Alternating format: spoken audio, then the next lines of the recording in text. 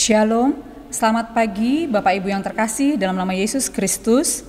Hari ini, Minggu 14 November 2021, ibadah kita akan dilayani oleh Bapak Pendeta Theodorus William Noya dengan tema Hidup di Akhir Zaman. Ada beberapa warta yang akan kami sampaikan. Yang pertama, cuti hamba Tuhan.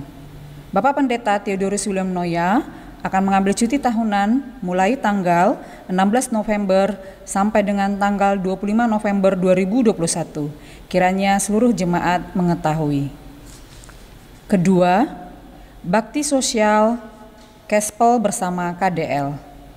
Komisi Kesaksian Pelayanan bersama Komisi Dewasa Lansia mengajak jemaat dan simpatisan GKI Rungkut Asri untuk berpartisipasi dalam bakti sosial ke panti asuhan sebagai rasa kepedulian dan kasih kepada sesama menjelang Natal 2021 di tengah kondisi pandemi COVID-19. Bakti sosial dilaksanakan dalam bentuk penyaluran bantuan dan berbagi sukacita kepada panti asuhan Ora et Labora yang beralamat di Jalan Wonorejo Permai Selatan 9, Blok CC nomor 105, Surabaya. Bantuan yang akan disalurkan berupa kebutuhan sehari-hari bagi panti asuhan, sembako, peralatan mandi, dan alat tulis, serta bingkisan parsel bagi anak-anak. Partisipasi jemaat dan simpatisan dapat berupa dana dengan ditransfer ke rekening BCA Rungkut Asri di nomor rekening 82215355758 dengan akhiran angka 5. Untuk sembako dapat memberikan berupa beras, minyak goreng, gula, mie instan, atau bahan sembako lainnya. Peralatan mandi dapat memberikan berupa pasta gigi, sabun mandi, atau peralatan lainnya, dan alat-alat tulis. Batas akhir pengumpulan bantuan tanggal 2 Desember 2021. Bapak Ibu jemaat dan simpatisan dapat menghubungi panitia dengan Ibu Toska di nomor 083854118446 dan Ibu Paula di nomor 081357282877. Atas partisipasi jemaat dan simpatisan, kami ucapkan terima kasih. Tuhan Yesus memberkati layanan kita bersama. Yang ketiga, ibadah streaming onsite kebaktian Minggu GKI Rungkut Asri dengan panduan sebagai berikut. Shalom, salam sejahtera bagi kita semua. Ibadah streaming onsite GKI Rungkut Asri akan dimulai pada hari Minggu 28 November 2021 pukul 10.00 WIB. Kebaktian dilaksanakan di gedung gereja bersama 30 jemaat atau simpatisan yang telah mendaftar dan terverifikasi. Jemaat yang belum mendapat kesempatan atau tidak memenuhi syarat dapat mengikuti ibadah secara online melalui kanal YouTube GKI Rungkut Asri. Keikutsertaan jemaat atau simpatisan akan diatur secara bergantian berdasarkan sektor wilayah untuk setiap minggunya. Kebaktian Minggu 28 November 2021 akan diadakan bersama jemaat atau simpatisan sektor 1 dan dilanjutkan sektor 2 dan 3 pada minggu-minggu berikutnya. Untuk mengikuti ibadah onsite, jemaat atau simpatisan wajib mengisi formulir pendaftaran dan data screening melalui link Google Form yang dibagikan mulai hari Minggu sampai Kamis sebelum kebaktian dilaksanakan, sesuai dengan jadwal ibadah onsite masing-masing sektor.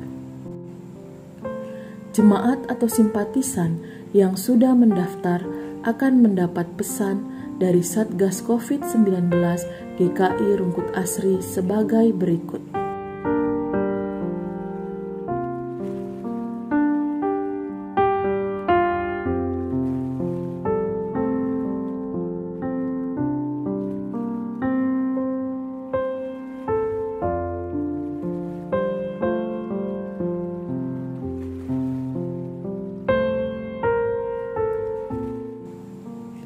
Jemaat atau simpatisan yang mengikuti ibadah secara onsite dapat memarkirkan kendaraan di depan gereja dan langsung mencuci tangan pada area yang telah disediakan.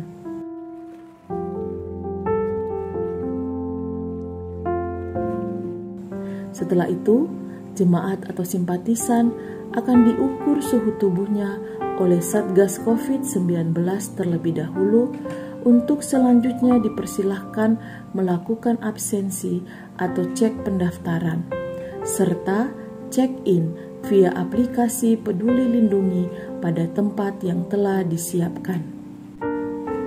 Setelah absensi atau cek pendaftaran, jemaat dipersilahkan untuk menggunakan toilet terlebih dahulu bila diperlukan, sebelum memasuki ruang ibadah. Persembahan akan diberikan di awal melalui kotak atau QR Code yang disediakan di depan ruang ibadah. Jemaat dipersilahkan mempersiapkannya terlebih dahulu di rumah masing-masing.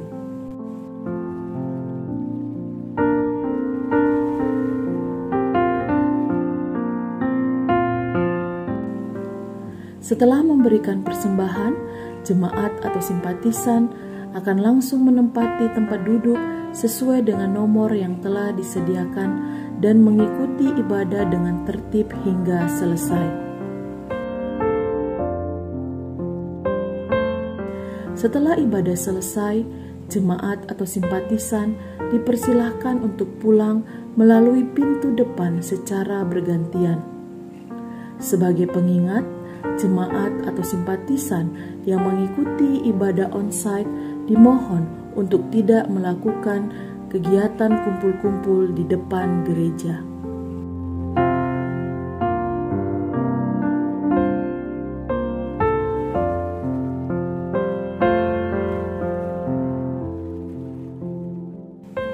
Adapun syarat yang diperlukan bagi jemaat atau simpatisan untuk dapat mengikuti ibadah onsite adalah sebagai berikut.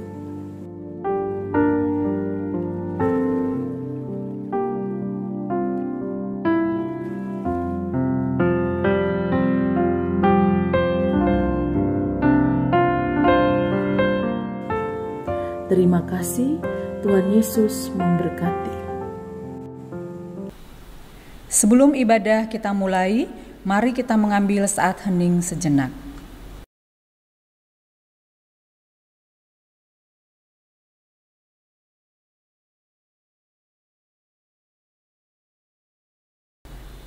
Mari menyembah Allah yang kekal, sumber cinta dan kehidupan yang menciptakan kita. Mari menyembah Yesus Kristus yang telah mati dan bangkit untuk membawa keselamatan bagi kita. Mari menyembah Roh Kudus yang membarui dan memelihara hidup kita. Marilah berhimpun menghadap Tuhan serta memuji Dia yang Maha Kasih dan Maha Murah.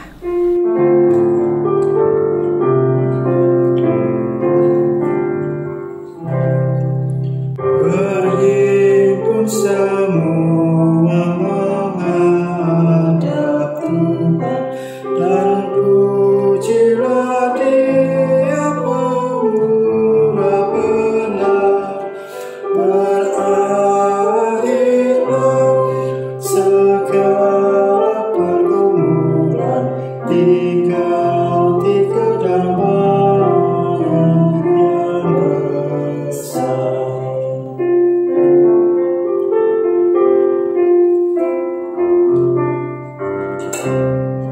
Hormati namanya serta kenangkan mujizat yang sudah dibuatnya. Hendaklah terus syukurmu kau nyatakan di jalan hidupmu seluruhnya.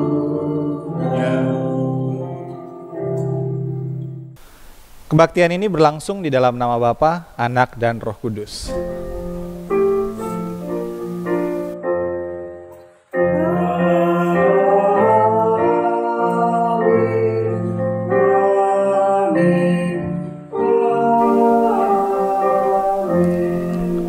Kasih karunia dan damai sejahtera dari Allah Bapa, Anak, dan Roh Kudus beserta saudara sekalian. Dan beserta saudara juga.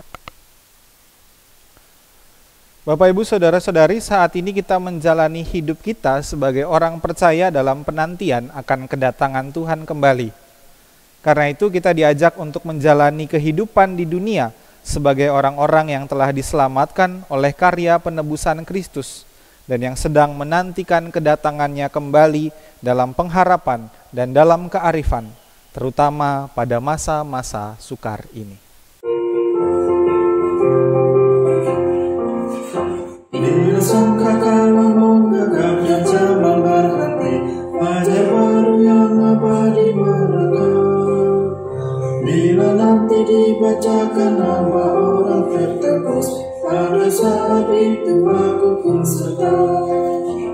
Bila nama dibacakan, bila nama dibacakan, bila nama dibacakan, pada saat itu aku pun serta.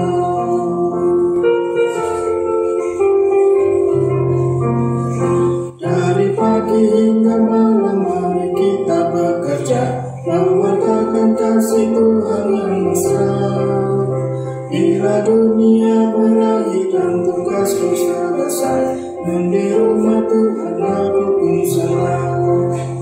Bila nama dibacakan, bila nama dibacakan, bila nama dibacakan,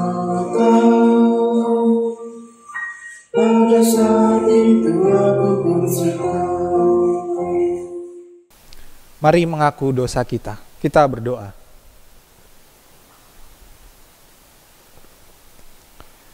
Allah pengasih dan pemurah, kami datang kepadamu pada masa sukar ini dan mengaku dosa. Kami menyadari bahwa Engkaulah sumber pengharapan kami. Namun pada masa-masa penantian akan kedatangan-Mu, ketika banyak masalah dan pergumulan melanda kami, ketika kesukaran kami alami, kami seringkali kehilangan pengharapan. Kami pun tidak hidup dengan arif, kami sembrono dan tidak bertanggung jawab. Karena itu kasihanilah kami ya Tuhan.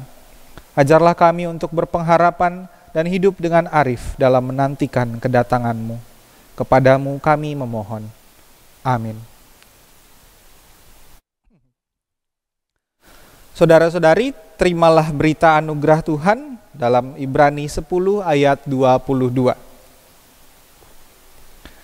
Karena itu marilah kita menghadap Allah dengan hati yang tulus ikhlas dan keyakinan iman yang teguh. Oleh karena hati kita telah dibersihkan dari hati nurani yang jahat dan tubuh kita telah dibasuh dengan air yang murni. Demikianlah berita anugerah dari Tuhan. Syukur kepada Allah. Damai Kristus bagimu. Damai Kristus bagimu juga.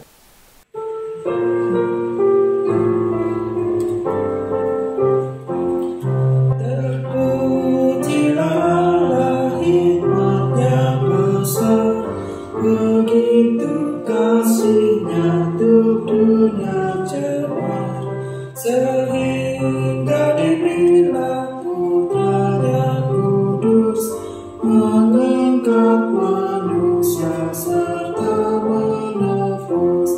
Pujilah, pujilah, buatlah dunia bergema, bergema, mendengar suaranya. Dapatkanlah anak demi putranya, beri puji padanya sebab nikmat-Nya. Dan darah anak-Nya lah yang menebus mereka yang yakinkan janji kudus. Dosanya betapapun juga keji, dihapus oleh-Nya, dibasuh bersih. Pujilah, pujilah, buatlah dunia bergema, bergema, mendengar suara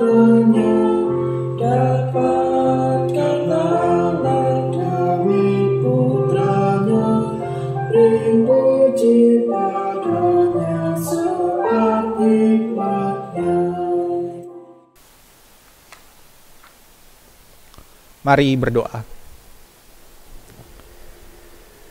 Allah yang baik, pada hari ini kami datang dengan syukur kepadamu atas penyertaan-Mu, pemeliharaanmu dalam kehidupan kami.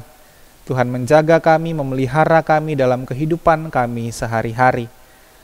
Terutama pada masa-masa yang sukar ini, di tengah penantian kami akan kedatangan Tuhan.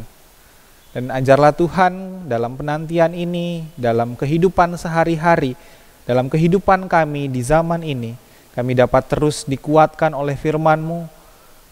Kami dapat berpengharapan melalui sabda Tuhan yang kami dengarkan, yang kami renungkan, kami pelihara dalam hati kami, juga berbuah melalui kehidupan kami. Tolonglah kami ya Tuhan agar kami dapat mendengarkannya, memahaminya. Berfirmanlah ya Allah karena kami siap untuk mendengarkan. Amin. Bacaan pertama diambil dari Daniel 12 ayat 1. Pada waktu itu juga akan muncul Mikael, pemimpin besar itu yang akan mendampingi anak-anak bangsaku. Dan akan ada suatu waktu kesesakan yang besar, seperti yang belum pernah terjadi sejak ada bangsa-bangsa sampai pada waktu itu. Tetapi pada waktu itu bangsamu akan terluput, yakni barang siapa yang didapati namanya tertulis dalam Alkitab itu. Dan banyak dari antara orang-orang yang telah tidur di dalam debu tanah akan bangun. Sebagian untuk mendapat hidup yang kekal, sebagian untuk mengalami kehinaan dan kengerian yang kekal. Dan orang-orang bijaksana akan bercahaya seperti cahaya cakrawala, dan yang telah menuntun banyak orang kepada kebenaran seperti bintang-bintang tetap untuk selamanya. Demikianlah sabda Tuhan. Syukur kepada Allah. Marilah kita menanggapi bacaan tadi dengan Mazmur 16. Orang-orang yang kudus yang diam di tanah ini, merekalah orang yang mulia yang amat kusuka. Banyaklah kesedihan pengikutnya Allah lain, korban curahan mereka akan kujauhi. Tuhanlah bagianku, warisan dan pialaku, kau sendiri meneguhkan yang jadi milikmu. Tali pengukurku jatuh di tempat yang indah, yang menyenangkan hatiku, milik pusakaku.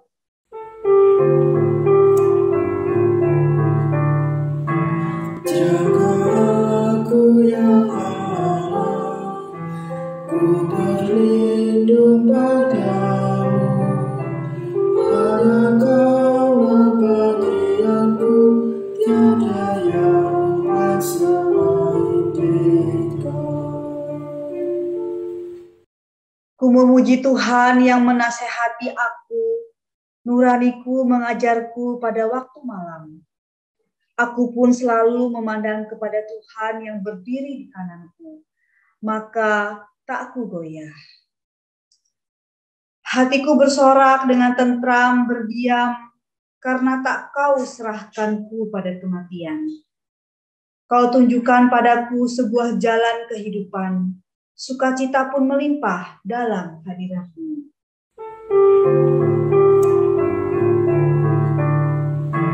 Jaga aku ya Allah, ku berlindung padamu. Hanya Kaulah bagianku, tiada yang lain selain Engkau. Bacaan kedua diambil dari Ibrani 10 ayat 11. Selanjutnya, setiap imam melakukan tiap-tiap hari pelayanannya dan berulang-ulang mempersembahkan korban yang sama sekali tidak dapat menghapuskan dosa. Tetapi ia setelah mempersembahkan hanya satu korban saja karena dosa, ia duduk untuk selama-lamanya di sebelah kanan Allah.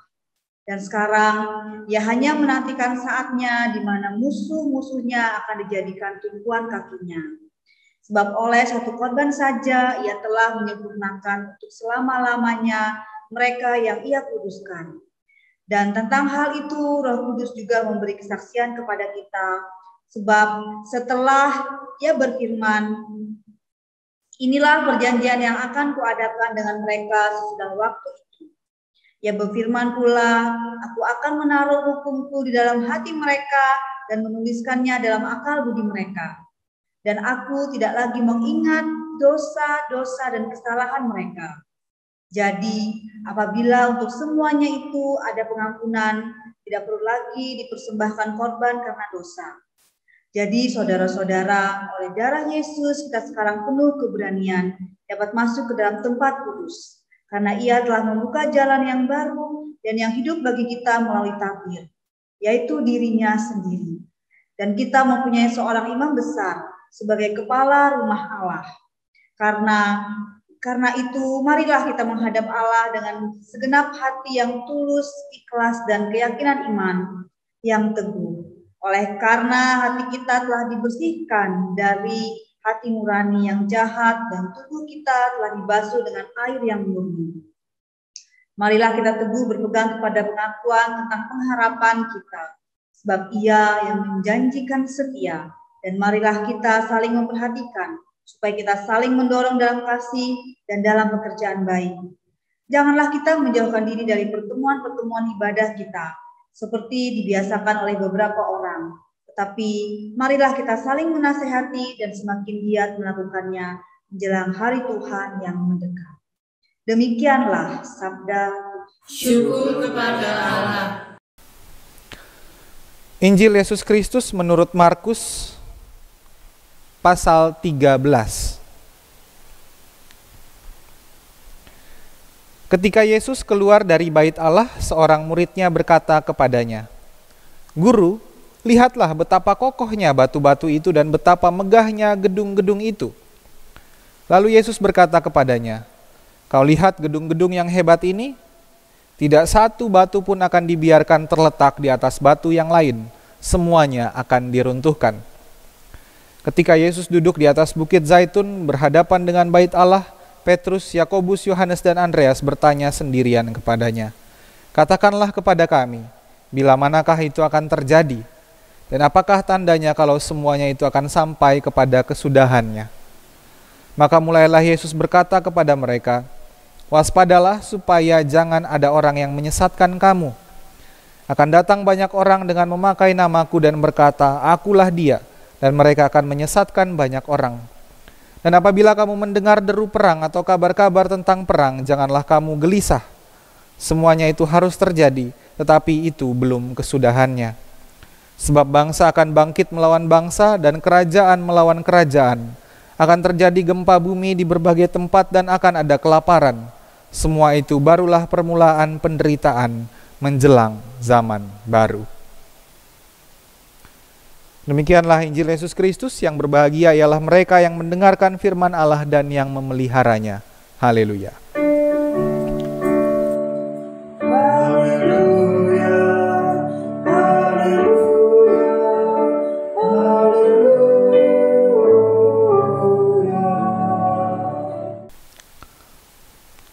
Selamat hari Minggu Bapak Ibu Saudara-saudari semuanya. Salam sehat.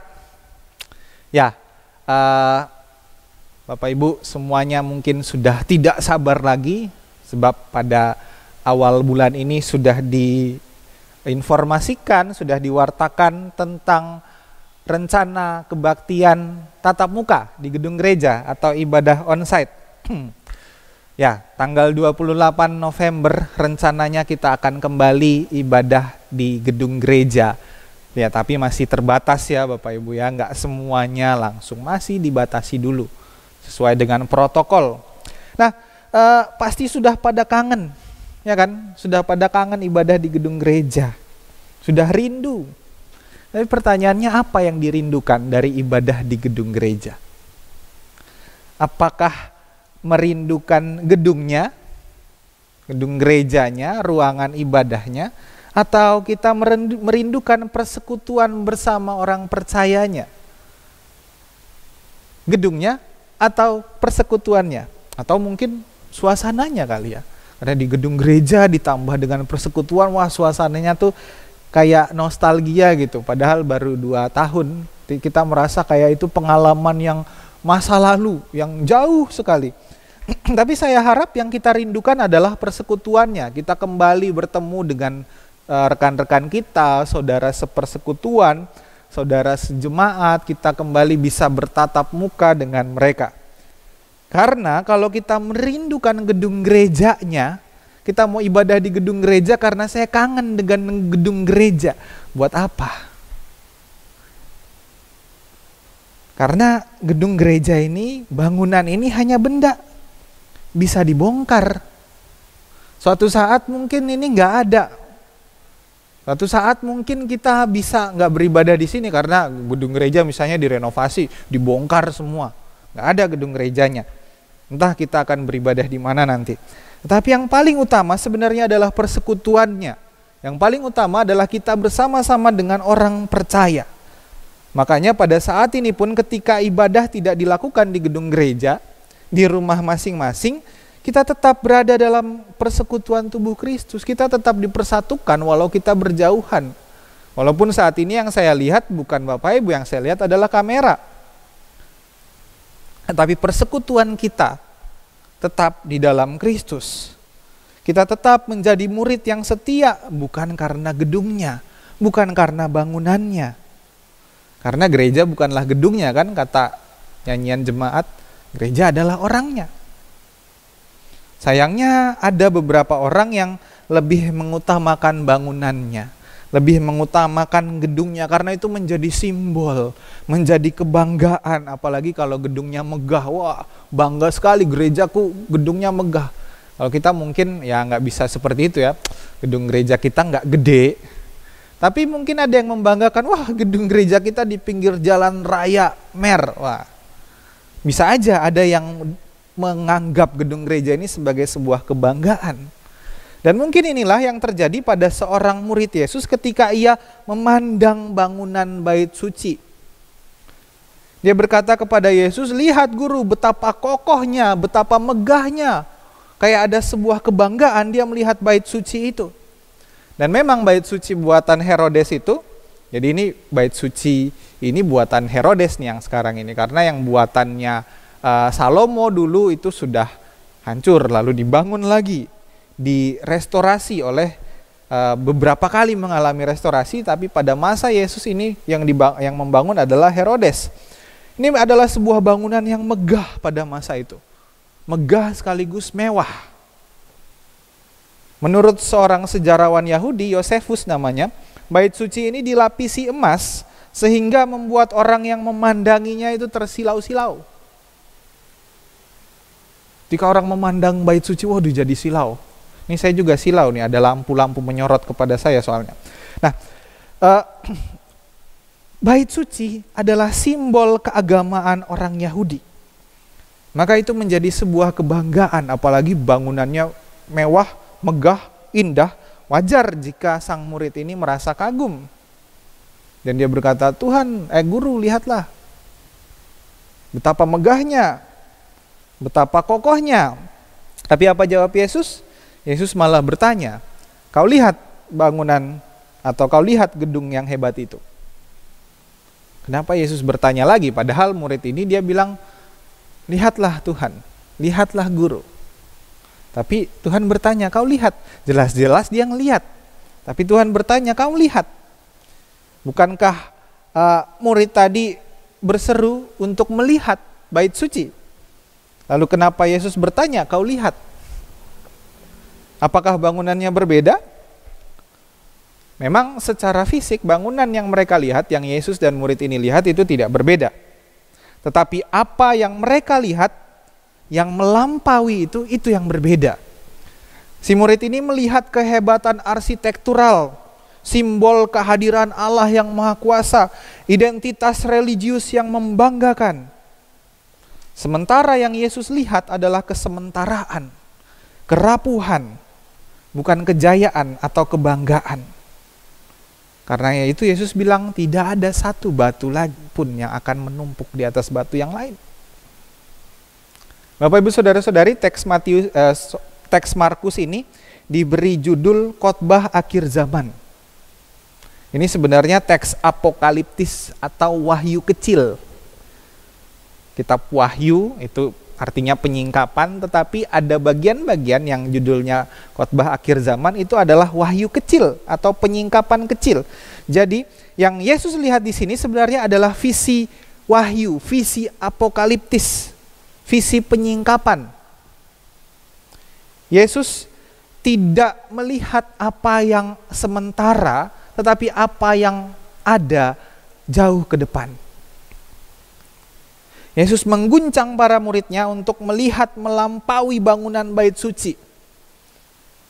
Karena bagi Yesus dan juga bagi kita semua, Allah tidak dapat dibatasi pada gedung mau semegah apapun. Mau sebesar apapun, bangunan tidak bisa membatasi kemahakuasaan Allah. Karena Allah melampaui bangunan. Bangunan yang megah itu bersifat sementara. Dan pada saatnya akan hancur karena termakan usia, karena bencana, atau bahkan dihancurkan seperti yang terjadi akhirnya pada bait suci. Dihancurkan oleh Romawi. Sekarang tinggal tersisa tembok baratnya saja, tembok ratapan. Bapak Ibu Saudara-saudari yang pernah ke Yerusalem mungkin pernah melihat tembok ratapan. Ya, sisa itu saja. Saya sih belum pernah ke sana. Tapi saya sering lihat fotonya, gambarnya, videonya. Tinggal itu. Karena semua sudah dihancurkan. Nah, Yesus mau menunjukkan bahwa Allah hadir melampaui tembok-tembok yang dibuat manusia. Allah hadir melampaui batasan-batasan yang dibuat oleh manusia, oleh lembaga-lembaga agama, bahkan oleh doktrin-doktrin yang kita buat. Mau sekokoh apapun, mau semegah apapun, Allah melampaui itu.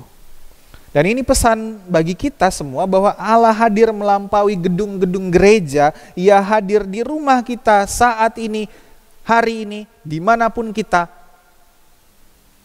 Allah hadir di setiap hati kita. Jadi jika saat ini Anda tidak hadir di gedung gereja, itu tidak membatasi persekutuan kita dengan Allah.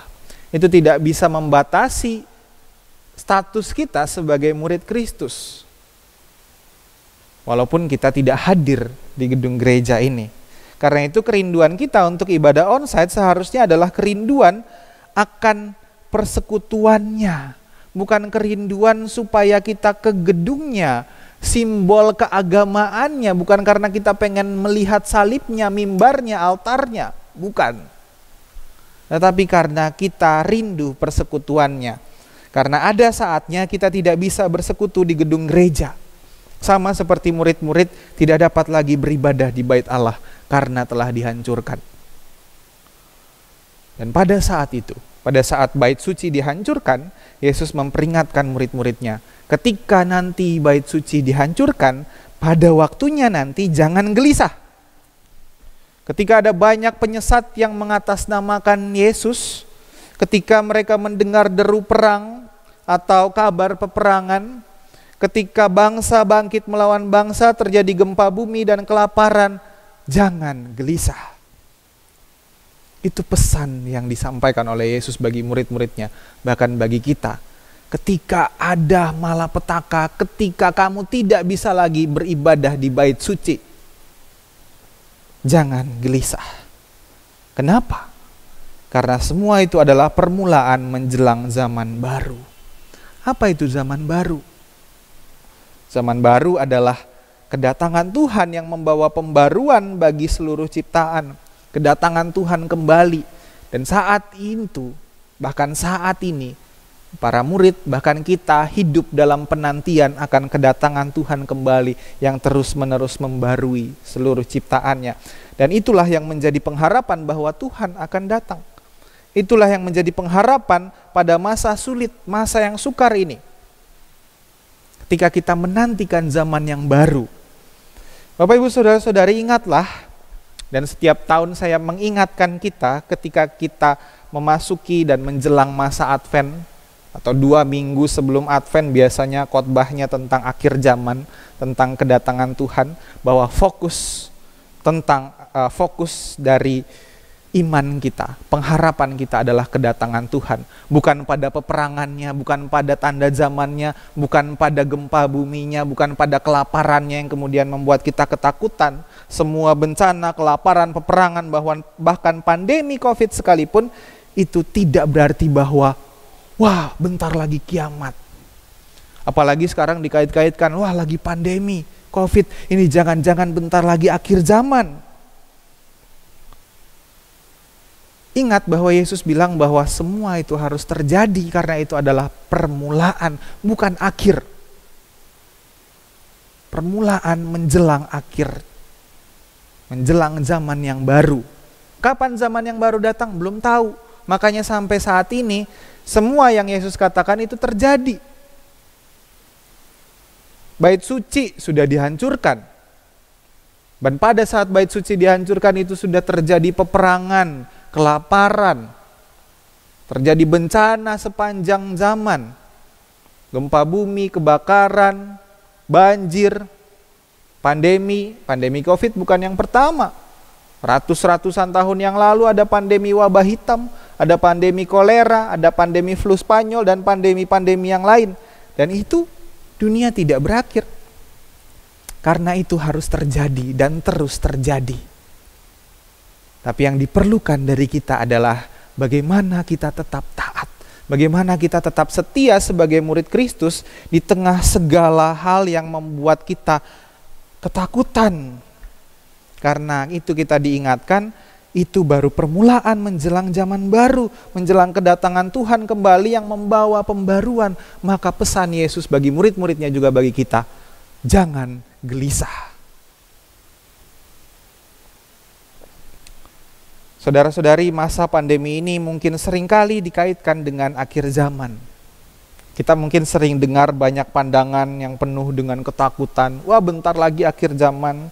Ada berita-berita yang simpang siur, banyak pendapat, banyak pemikiran, bahkan isu-isu yang membuat kita bingung. Pandemi dan semua proses ini kita lalui. Bahkan saat ini ketika kita tidak bisa beribadah di gedung gereja sama seperti orang Yahudi pada masanya tidak dapat beribadah di bait suci. Sekarang gedung gereja masih ada. Hanya kita tidak bisa beribadah karena pandemi. Tapi jangan sampai itu menggoyahkan iman kita, menggoyahkan pengharapan kita dalam mengikut Tuhan. Mungkin kita mendengar bahwa pandemi ini adalah tanda akhir zaman, vaksin itu adalah chip 666 dan lain-lain. Bahkan ketika kita kehilangan kesempatan untuk bersekutu di gedung gereja, kita merasa bahwa wah kita ini disesatkan. Ingat bahwa jangan gelisah. Pesannya hanya satu. Fokus utama kita hanya satu. Pengharapan kita hanya satu.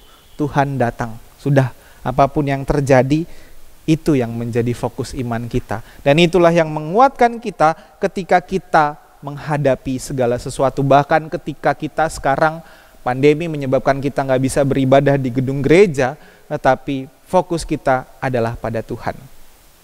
Pengharapan kita adalah kepada Tuhan. Bahwa Allah melampaui itu semua dan Dia akan datang untuk membarui segala ciptaan.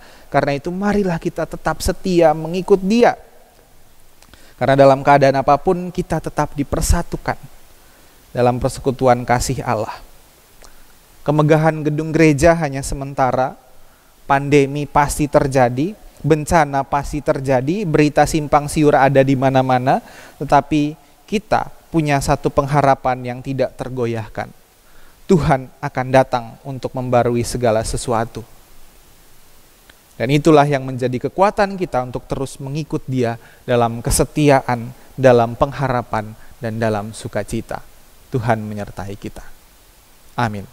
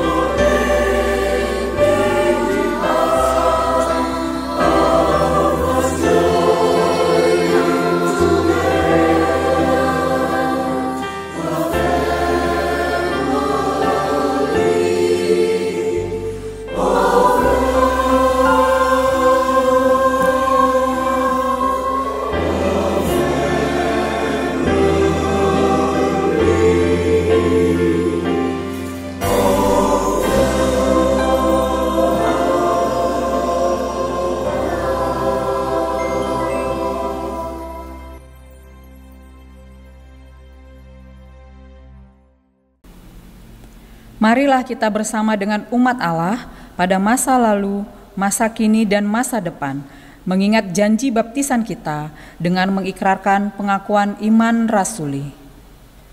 Aku percaya kepada Allah, Bapa yang Maha Kuasa, Khalik langit dan bumi, dan kepada Yesus Kristus, anaknya yang tunggal Tuhan kita, yang dikandung daripada Roh Kudus, lahir dari anak darah Maria, yang menderita sengsara di bawah pemerintahan Pontius Pilatus, disalibkan, mati dan dikuburkan, turun ke dalam kerajaan maut.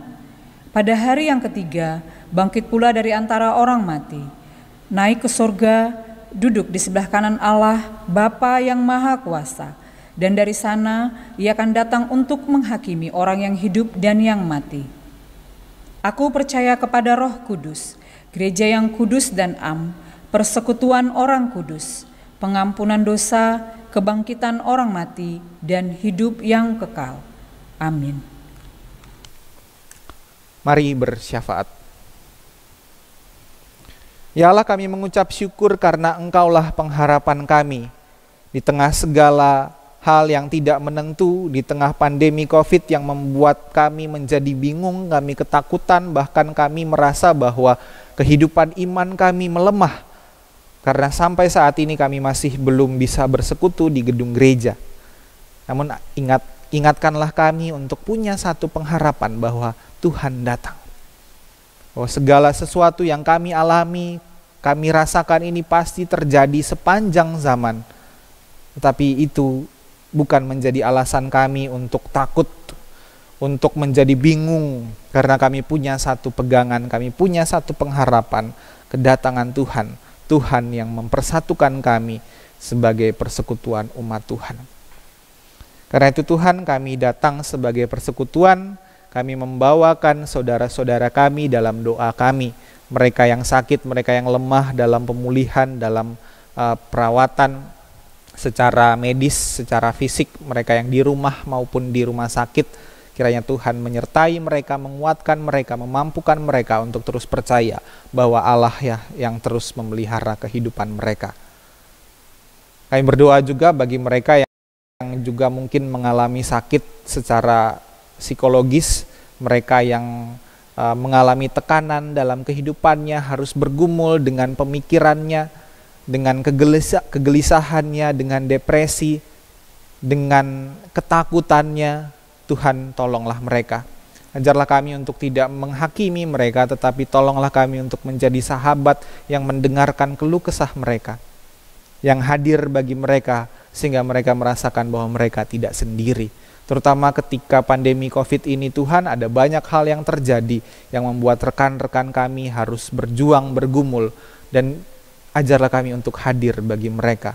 Ajarlah kami untuk menjadi sahabat bagi mereka. Bagi mereka juga yang mungkin kesulitan secara ekonomi, secara finansial, secara sosial, ajarlah kami untuk menjadi rekan, menjadi saluran rahmat Tuhan, berkat Tuhan bagi mereka. Kami berdoa bagi pemerintah kami dalam penanggulangan pandemi COVID ini, dalam kebijakan-kebijakan yang mereka perbuat, yang diambil. Tolonglah masyarakat Tuhan ketika kami saat ini sudah mulai merasakan bahwa penurunan kasus terjadi di mana-mana, protokol juga diperlonggar, namun ajarlah kami Tuhan untuk tidak terlena, karena kami harus waspada dengan keadaan yang terjadi. Ajarlah kami juga untuk terus berpengharapan pada penyertaan kasih-Mu Tuhan. Tuhan, sebagai gereja, Engkau utus kami ke tengah dunia ini untuk berkarya di dalam segala keterbatasan kami pada masa pandemi ini. Tuhan, sertai kami dalam karya layanan kami, terutama ketika kami berencana untuk membuka kembali ibadah tatap muka di gedung gereja. Berkatilah setiap persiapan kami, Tuhan menuntun Satgas COVID dengan segala persiapannya, majelis jemaat yang juga mengurus untuk pelaksanaan ini. Tuhan, tolonglah berkati setiap prosesnya, perencanaannya hingga pelaksanaannya, sehingga dapat mendatangkan sukacita Allah di dalam ibadah kami pada hari Minggu. Tuhan, sertai kami dalam segala aktivitas kami, dalam segala pelayanan dan karya kami sebagai gereja. Biarlah itu dapat menjadi berkat melalui kehidupan kami di tengah dunia ini. Terima kasih ya Allah, kami bawa segala pergumulan kami bawa segala permohonan kami, apapun yang kami rasakan, apapun yang kami alami ya Tuhan, biarlah Engkau yang mendengarkan doa kami, dan Tuhanlah juga yang menjawabnya sesuai dengan kehendak-Mu. Inilah doa kami, permohonan kami, juga ungkapan syukur kami yang kami naikkan kepadamu di dalam nama Bapa, Anak, dan Roh Kudus. Amin. Sekarang tiba saatnya kita untuk memberikan persembahan. Bapak Ibu, persembahan untuk kas gereja dapat memberikan melalui transfer ke rekening BCA GKI Rungkut Asri atau melalui QR Code. Persembahan untuk pembangunan, Bapak Ibu bisa memberikan melalui transfer ke rekening Mandiri. Persembahan tunai, Bapak Ibu bisa memberikan dalam amplop tertutup dan memasukkannya di dalam kotak persembahan di gereja. Atau Bapak Ibu dapat menginfokan ke kantor gereja untuk mengambil persembahan dalam amplop tertutup ke rumah Bapak Ibu. Marilah bersyukur kepada Tuhan melalui persembahan yang kita berikan dengan rela hati dan sukacita. Ingatlah firman Tuhan dalam 2 Korintus 9 ayat 7. Hendaklah masing-masing memberi menurut kerelaan hatinya, jangan dengan sedih hati atau karena paksaan, sebab Allah mengasihi orang yang memberi dengan sukacita.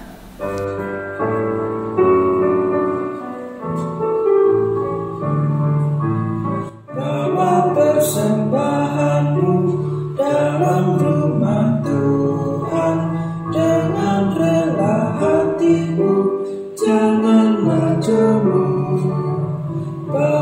persembahanmu, bawa dengan suka, bawa persembahanmu, tanda sukacitamu, bawa persembahanmu, ucaplah syukur.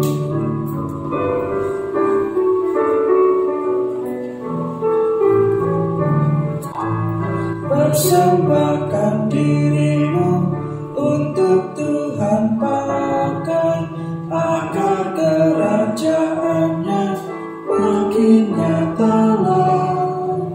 Damai dan sejahtera diberikan Tuhan, bawa persembahanmu, tanda sukacitamu, bawa persembahanmu, ucaplah syukur. Mari kita membawa persembahan kita di dalam doa. Segala puji, hormat, dan syukur kami panjatkan kepadamu Bapa, Bapa yang baik, Bapa yang memberkati kami hingga pada saat hari ini kami anak-anak-Mu melaksanakan ibadah kebaktian minggu kami. Tuhan, saat ini kami memberikan persembahan kami, sebagian daripada berkat yang telah Engkau curahkan ke dalam kehidupan kami. Kiranya terimalah persembahan ini untuk dapat dikelola oleh seluruh pengurus gereja untuk menyatakan kemuliaan Tuhan bagi sesama kami. Ampunkan kami akan dosa kesalahan kami Bapa, agar kami semakin layak disebut sebagai anak Allah. Dalam nama Yesus Kristus kami berdoa dan mengucap syukur. Amin.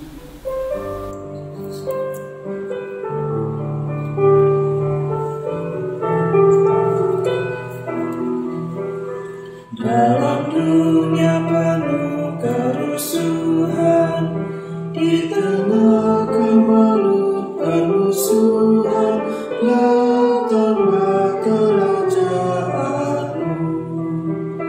Di gereja yang harus bersatu, agar nyata manusia baru, datanglah kerajaanmu.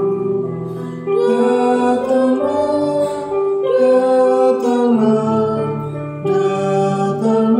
kerajaanmu,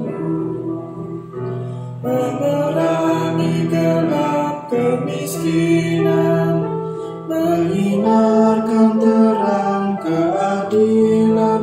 Datanglah kerajaanmu, di lautan, di gunung, di ladang, dan di bandar, di pasar, di jalan. Datanglah kerajaanmu,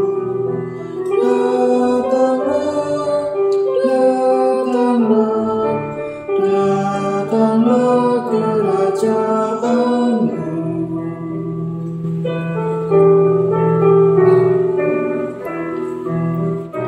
Dalam hati dan mulut dan tangan, dengan kasih, dengan kebenaran, datanglah kerajaanmu.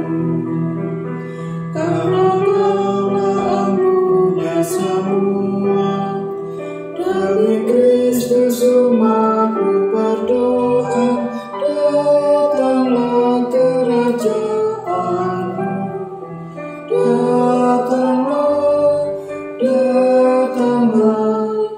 datanglah kerajaanmu. Saudara-saudari, arahkanlah hatimu kepada Tuhan. Kami mengarahkan hati kami kepada Tuhan. Jadilah saksi Kristus. Syukur kepada Allah Terpujilah Allah Bapa, Anak, dan Roh Kudus. yang tidak pernah memisahkan kita dari kasih-Nya sekarang dan selamanya. Kini terimalah berkat Tuhan dan jadilah berkat. Kiranya pergumulanmu meneguhkanmu di dekat salib Kristus. Kiranya kesusahanmu menunjukkan kebergantunganmu kepada Allah. Kiranya perjuanganmu berujung pada jalan yang seharusnya. Kiranya hari-hari yang buruk membuktikan bahwa Allah itu baik. Kiranya seluruh hidupmu membuktikan bahwa Allah itu baik. Kiranya kasih setia dan rahmat dari Allah Bapa, Anak, dan Roh Kudus menyertaimu saat ini sampai selama-lamanya.